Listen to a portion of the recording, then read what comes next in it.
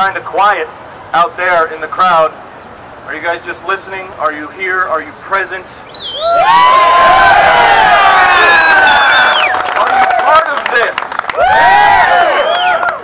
Better question, does your country, does goodness in the world, good versus evil? There are people trying to take your defense mechanism from you. And with that, if they can take your ability to defend yourself,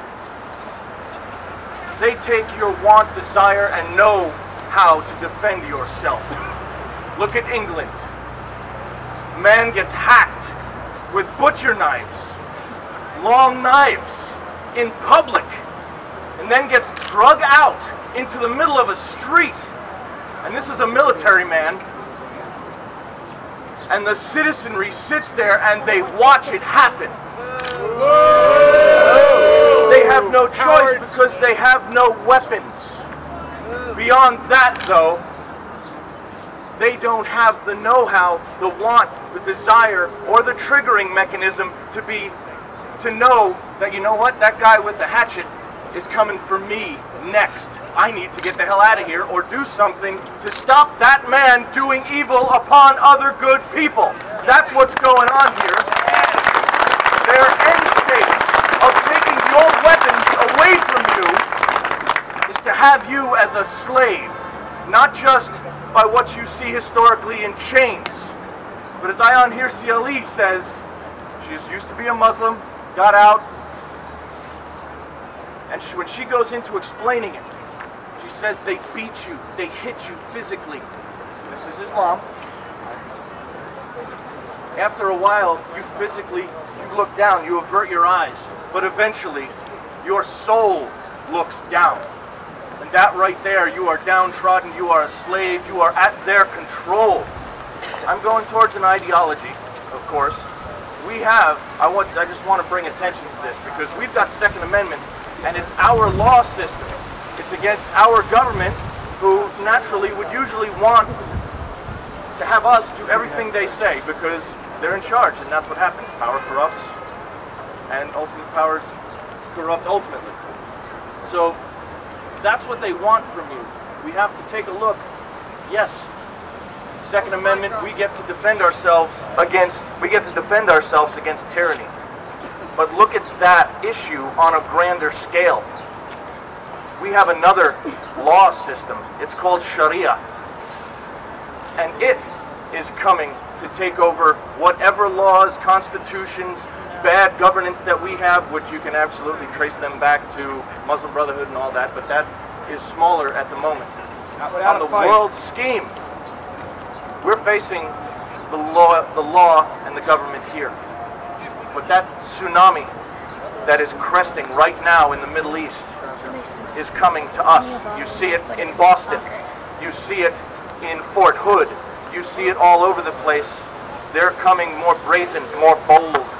And will you let go, not only just to deter a government, you may have to defend your country, you may have to defend your life against an ideology that sits here and just wants to hack you up. So you want to keep those guns. You want those things to stay in your hands. Not only your life depends on it, your physical manifestation here, your soul depends on it. All the generations from here, anything that is American will be erased. I can't recommend enough a book called The Legacy of Jihad. It's by Andrew Bostome. It shows how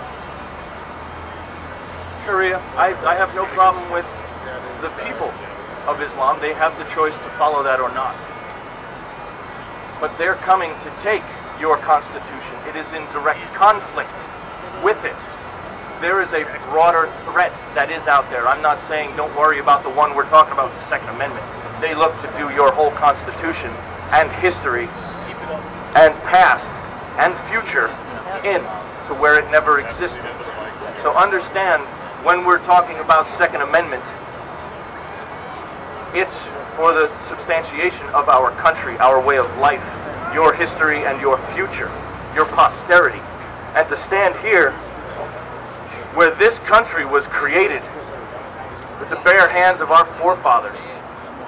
They even fought Islam The Barbary Wars. They were taking our people. They were doing this stuff then. Just saying. Do you think the Crusades ever ended in, you call them radical Muslims or whatever? You think the war ever ended in their minds? Nope. No. They want your Constitution dead. We are the big Satan. So your Second Amendment rights have to stay true because you may have to use it down the road. But ideologically, it's coming down in now because this is where they put those little pressure cookers right in around your feet.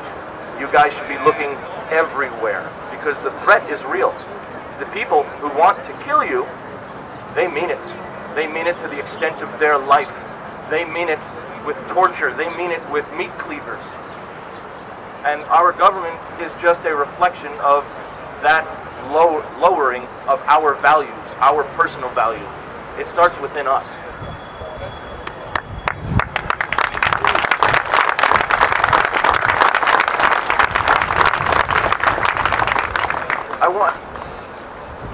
Islam has been around for 1400 years.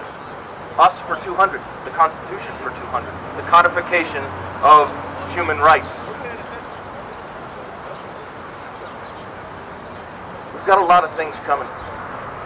And if you want to see what's coming, look at the rest of the world.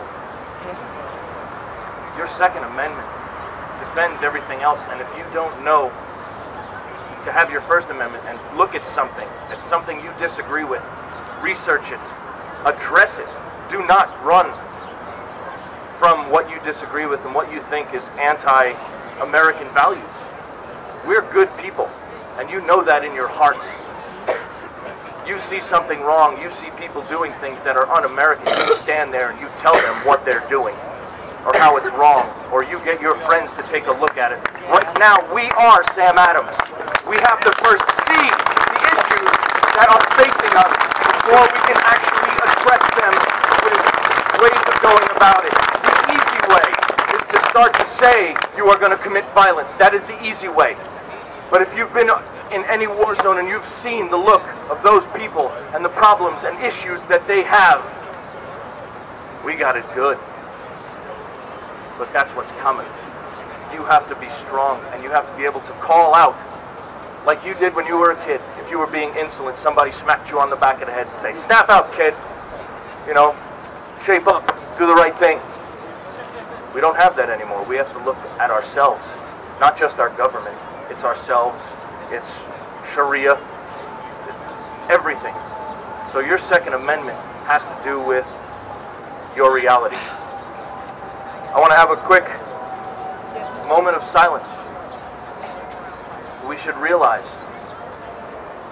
why we're here today, why we're able to sit here and just relax, is on the bodies and the souls of the brave Americans who have fought for us throughout our history, who have earned everything that we are here doing today. These people, these veterans, if you raise your hand, veterans, these people sign on the bottom line and through history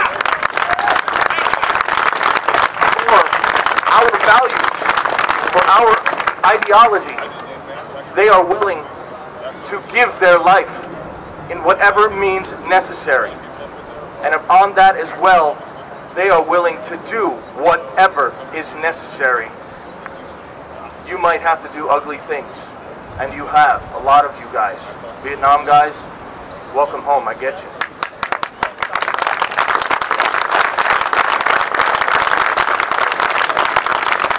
But understand these people. They've done things like their life has depended on it.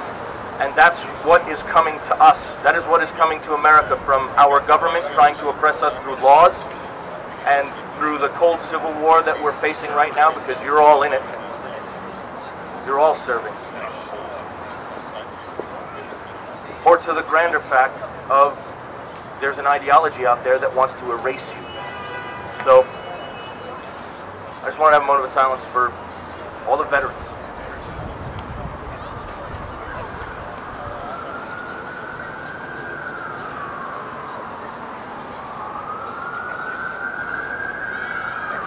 Recently, I have to put this out because it's an issue that's on my plate, and I'm here in front of you. So we've been coming out, and this is Memorial Day. It's perfect.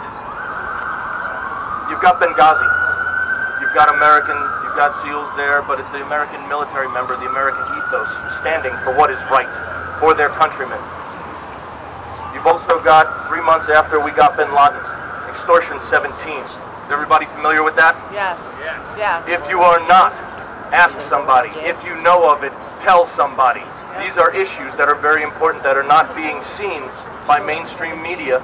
They're squashing it. But you see on the internet, you see everybody who's aware of what's going on. They know of it. Government cover-ups. We just want an investigation into 31 American service members, 20 SEALs on board that went down on one chopper. We have the documents, we have the facts, we have the after-action reports, we have everything. And it's on the people who sent them on that mission, the people who are coming for your Second Amendment rights. We're trying to get the word out. Today, we've got Charlie Strange over here. He's the father of one of the brave SEALs who was on that helicopter. If you guys can, it's nothing but appreciation for him. Now what can we do to help him? To keep America strong, to keep military where it is. The ethos in the Army is the last bastion of Americanism left. So if you have questions, if you have anything, he's over there. Ask him for that. Guys, I can't tell you enough. I'm honored to be here on Memorial Day at the birthplace of our country and the founders to sit here and re-sign the Declaration of Independence. And we have to understand, in signing this thing, there are real people in the government, in the world, who want to kill you. That's right. That's right. In actuality. So understand that. You're here, whether it's the government or the people who don't like what we believe in. They want you. So live your life like your life depends on it. It does. Thanks, guys.